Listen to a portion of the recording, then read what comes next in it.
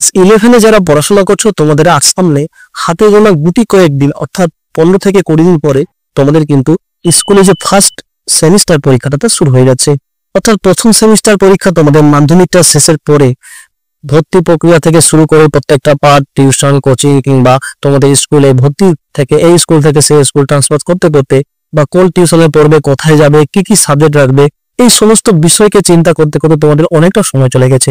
অর্থাৎ তোমরা হাতে গোনা সঠিক যদি পড়েছো 2.5 থেকে 3 মাস ঠিকঠাক ভাবে পড়াশোনা করেছো, তাই এই 2.5 থেকে 3 মাসের মধ্যে তোমার এত বড় একটা সিলেবাস, ক্লাস 11-এর ভূগোলের এত বড় একটা সিলেবাস, এতগুলো অধ্যায় সম্পূর্ণভাবে ক্যারি করে ওঠা কিন্তু সম্ভব হয়নি।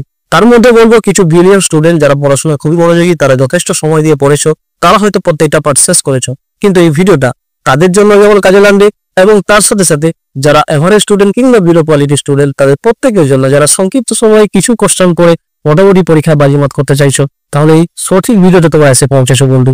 আজকে আমি তোমাদের ক্লাস 11-এর একাদশ শ্রেণীর ফার্স্ট সেমিস্টারের ভূগোল বিষয়ের সম্পূর্ণ পাঠের অর্থাৎ প্রত্যেকটা অধ্যায়ের কোনো কিছু আর ছাড়া থাকবে না, এই প্রত্যেকটা অধ্যায়ের তোমরা কিন্তু এখানে পিডিএফ সহকারে একটা আলোচনা পাবে।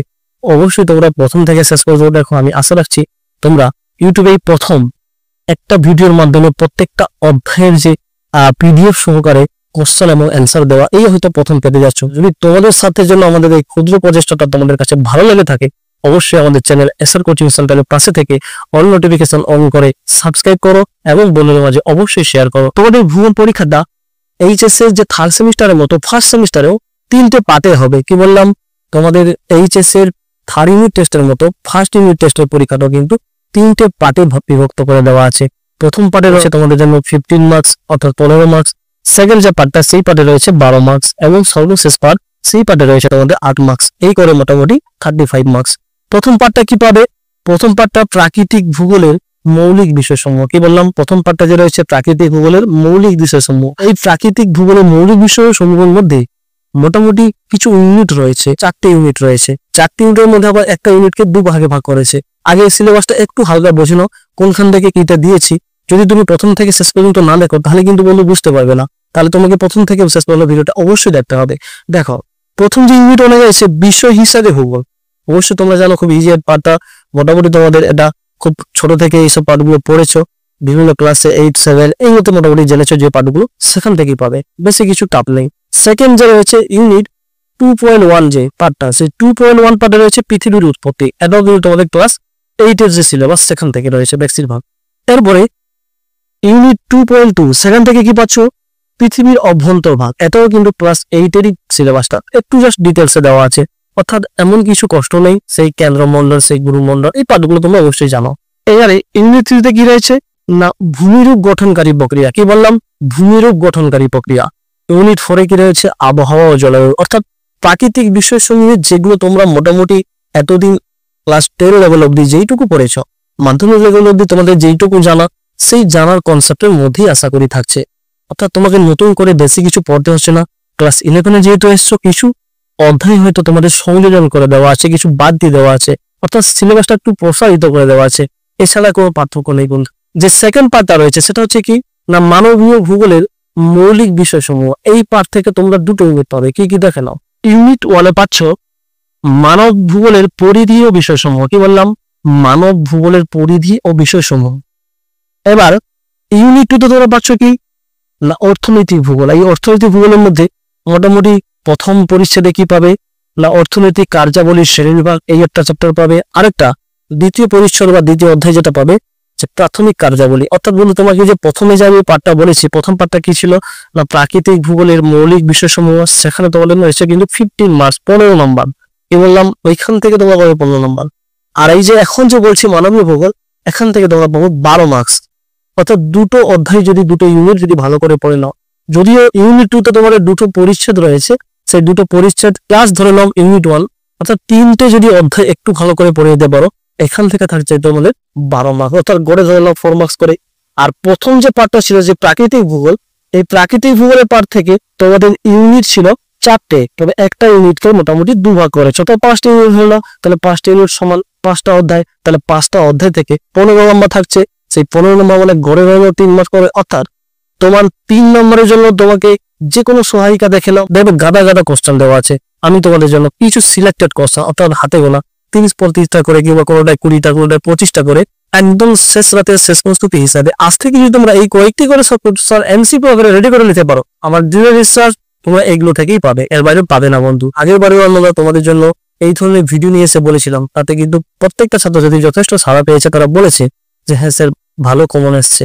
অর্থাৎ কিছু তো তোমাকে নিজের কনসেপ্ট নিয়ে যেতে হবে। যদি তোমরা 25-30টা আমাদের দেওয়া সাজেশন থেকে কমন পেয়ে যেতে পারো, তাহলেই সহায় আগা। অবশ্যই বুঝতে পেরেছো। এরপরে দেখো, তাহলে মানবীয় ভূগোল থেকে তোমরা কত পাচ্ছ? 12 মার্কস, এবং প্রাকৃতিক ভূগোল থেকে তোমরা পাচ্ছ 15 মার্কস। এরপরে দেখো, ভারতের ভূগোল থেকে তোমরা কি পাচ্ছ? ভারতের ভূগোল থেকে তোমরা পাচ্ছ 8 মার্কস। এখানে কি কি ইউনিটগুলো রয়েছে দেখো। এখানে ইউনিট 1 এ রয়েছে দেশ হিসাবে ভারত। মোটামুটি তোমরা এতদিন যে সিলেবাস গুলো পড়েছো ক্লাস 10 লেভেল অব্দি, অবশ্যই সেগুলো থেকে আলোচনা করা দেওয়া আছে। এরপরে ইউনিট 2 তে কি পাচ্ছ না, ভারত গঠন ও ভূপ্রকৃতি, অর্থাৎ ভারতের ভূপ্রকৃতি এবং তার যে বিভাগ তার সম্বন্ধে আলোচনা রয়েছে সেখানে, এবং ভারতের গঠন সম্বন্ধে আলোচনা রয়েছে। কি বললাম? অর্থাৎ ইউনিট 2 তোমরা এটা পাচ্ছ। আর ইউনিট 3 তে কিভাবে ভারত জল নিকাশি ব্যবস্থা, ভারতের যে জল নিকাশি ব্যবস্থা এটাই পাবে। অর্থাৎ এই যে পাঠটা রয়েছে ভারতের ভূগোল, এই ভারতের ভূগোল পাঠ থেকে তোমরা 3টে অধ্যায় পাচ্ছ। 3টে অধ্যায় পড়লেই মোটামুটি 8 মার্কস পাবে। আর তোমাদের যে মানবীয় ভূগোল ওখানেও রয়েছে তোমাদের আলটিমেটলি যদি দেখা যায় 2টো ইউনিট, কিন্তু ইউনিট 2 তে তোমাদের 2টো পরিচ্ছেদ রয়েছে। প্রথম পরিচ্ছেদে পাবে অর্থনৈতিক কার্যাবলী শ্রেণী বিভাগ, আর সেকেন্ড পরিচ্ছেদে বা দ্বিতীয় পরিচ্ছেদে পাচ্ছ প্রাথমিক কার্যাবলী। এই করে মোটামুটি ধরে নিলাম 3টে অধ্যায় রয়েছে। এই 3টে অধ্যায় যদি তোমরা পড়তে পারো তাহলে 12 মার্কস পাচ্ছ। অর্থাৎ সেকেন্ড যে পার্টটা রয়েছে এখানে কিন্তু প্রত্যেকটা অধ্যায়ে গড় যদি করা যায় তাহলে কিন্তু এখানে বেশি মার্কস রয়েছে, 4 মার্কস করে প্রত্যেকটা অধ্যায় থেকে। আর প্রথম যে পার্টটা রয়েছে সেই প্রথম পার্টের মোটামুটি 5টা ইউনিট রয়েছে। একটা ইউনিটকে 2 ভাগ না তো মোট টোটাল 4টা ইউনিট। সেই 4টা ইউনিটের মধ্যে ধরে নিতে পারো তোমরা মোটামুটি 3 নম্বর করে ঘরে পাচ্ছ 15 নম্বর। তাহলে 15, 12 প্লাস 8 এই করে মোটামুটি 35 নম্বর। তো বন্ধু, আমি এতগুলো যে অধ্যায় রয়েছে তোমাদের দেখে নাও, মোটামুটি 5, 3, 8, 3, 11টা অধ্যায়। কি বললাম? যদি প্রত্যেকটা অধ্যায়কে আলাদা আলাদা ভাবে যদি আমি কাউন্ট করতে যাই তাহলে তো সর্বমোট তোমাদের 11টা অধ্যায় হচ্ছে। তাহলে 11টা অধ্যায়ের প্রত্যেকটা কোশ্চেন এখানে আলোচনা করা সম্ভব নয়। যদি আমি প্রত্যেকটা অধ্যায়কে ধরে ধরে যদি একটা একটা আলোচনা করে তোমাদের বুঝিয়ে দিতে যাই তাহলে কিন্তু ভিডিওটা খুবই দীর্ঘায়িত হয়ে যায়। এই জন্য তোমাদের সময়কে মাথায় রেখে এবং তোমাদের প্রয়োজনের সুবিধার্থে এই ভিডিও ডেসক্রিপশন বক্সে আমি প্রতিটা অধ্যায় ধরে ধরে কিন্তু তোমাদের জন্য একটা পিডিএফ দিয়েছি। একটা করে পিডিএফ দিয়েছি, প্রত্যেকটা অধ্যায় থেকে 1 পেজের পিডিএফ। কি বললাম? প্রতিটা অধ্যায় সমান 1 পেজ। সে 1 পেজের মধ্যেই তোমরা কিন্তু যেই হাতে গোড়া 30, 35, 40 কিংবা কোনোটা 20টা 25টা এইভাবে যে এমসিকিউ গুলো দিয়েছি এইগুলোই পড়ো। একদম আমার উপর ভরসা রেখে বন্ধু। প্রতিটা বছর লেগেছে। গত বছর যে তোমাদের সিলেবাসটা চেঞ্জের পর যেটা দিয়েছিলাম, ইউটিউবে প্রত্যেকটা বন্ধুর যথেষ্ট বলেছিল যে স্যার লেগেছে, তাই প্রতিটা স্কুলেই কমন এসছে। আশা রাখছি তোমরাও কমন পাবে, এই বিশ্বাসটা আমার উপর রাখো। এবং সেই পিডিএফ গুলো সোজাসুজি তোমরা ডেসক্রিপশন বক্সে গিয়ে একটা ক্লিকের মাধ্যমে ডাউনলোড করো। কোনো রকমের সেখানে কষ্ট লাগছে না, ফ্রি অফ কষ্ট তোমরা ডাউনলোড করতে পারবে। সরাসরি গিয়ে তোমরা ডেসক্রিপশন থেকে পিডিএফটা ডাউনলোড করো এবং দেখবে যদি তোমাদের কাজে না আসে তাহলে কিন্তু বন্ধু আমরা ভিডিও করা ছেড়ে দেবো। তোমাদের প্রত্যেকের সাফল্যের জন্য আমাদের এই ক্ষুদ্র প্রয়াসটা যদি তোমাদের জন্য ভালো লেগে থাকে তাহলে অবশ্যই এই চ্যানেলের পাশে থেকে বন্ধুদের মাঝে শেয়ার করো, চ্যানেলটাকে সাবস্ক্রাইব করো, লাইক কমেন্ট যদি তোমাদের কিছু মতামত মন্তব্য থাকে তাহলে বলো। অবশ্যই এই চ্যানেলের পাশে থাকবে, এটুকু আশা রাখছি। আজকে আমরা আসছি অন্য কোনো একটা ভিডিও নিয়ে। সুস্থ থেকো, ভালো থেকো, ধন্যবাদ।